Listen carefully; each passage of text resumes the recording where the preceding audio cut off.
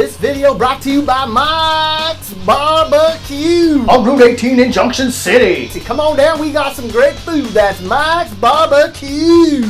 Is there anything wrong with being called a redneck? Every state has them, especially Kansas. You just might find that almost everyone in the Sunflower State is at least a quarter redneck. The goal today is to show where the most redneck cities are in the big old state of Kansas. How do we do it? We measure the things most rednecks love. You know, shooting, hunting, fishing, chewing tobacco, even Walmarts. Let's get started. Our first stop on the redneck circus of Kansas starts in Chanute, a tiny little town about 3 bears east of Wichita along Route 39. This place is 90% white and has the 10th most dollar stores in the state. Chanute is along Route 169, which is essentially one long stretch of redneck towns. We should start calling this highway Redneck Row, really. Being way out in sticks and all means Chanute necks can get away with practically anything. And boy, do they try to do just that. You know there's lots of rednecks in Ulysses, a teeny little place way down in the corner part of Kansas. Ulysses ranks 4th for bait shops, 5th for trailer parks, and folks in town have a 72% high school graduation rate.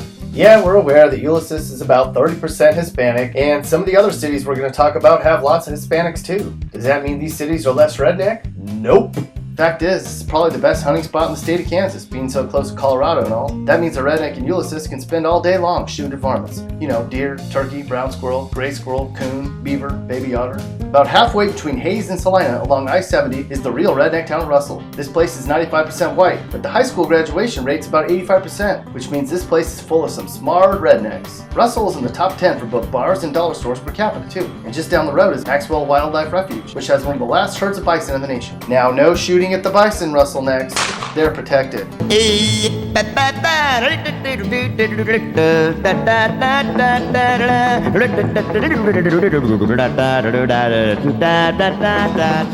Seems like there's rednecks in every nook and cranny in Kansas. Here in Emporia, the number of places to get chew is the 10th highest in the state, and the number of places to get fishing gear is 11. There's lots of places for rednecks to fish here. It's located smack dab between the Neosho and Cottonwood rivers, where you might see some rednecks lined up every morning to get their supper. And nearby is the Tallgrass Prairie National Preserve, where hunting's prohibited. But when did a no hunting sign ever stop a redneck anyways? Continuing our redneck tour of Kansas, we come to Goodland, a necky little town way out on I-70 towards the Colorado state line. You'll know when you get there because you'll see a big old pile of beer cans. The number of bars per capita is 2nd in the state, and the number of places to get your chew is 5th. That's a real commitment to redneck lifestyle there. But most importantly, Goodland has a Walmart all to their very own. For a redneck, that's like short lines at Disneyland. Our city is a pretty large place, located at the junction of the Arkansas and Walnut Rivers, way down by Oklahoma.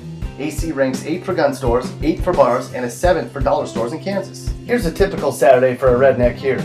You wake up at 10 a.m. and chug a few old Milwaukees, then you fire up the Ford, drive down to the river and plug a few catfish out, maybe even barehanded.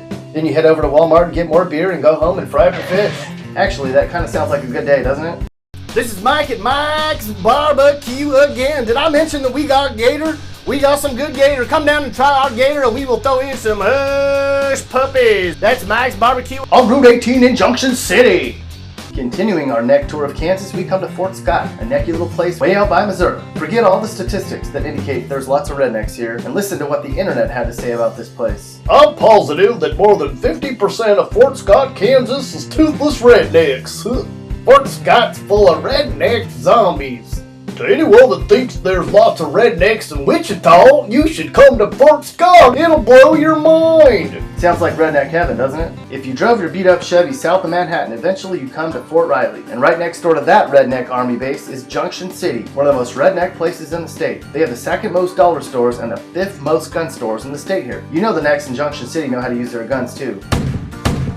So you better not mess with them when filling up a Casey's. Halfway between Salina and Dodge City is Great Bend, which is 5th for places to get chew and 7th in Kansas for trailer parks. Is there anything more American than a Kansas trailer park redneck whooping it up after a big NASCAR Sunday? The answer is no.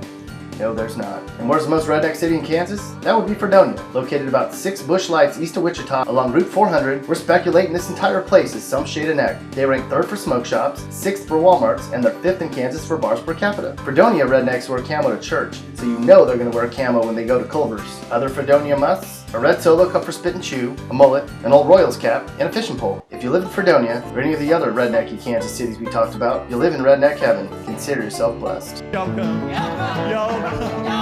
Oh, you all come to see us down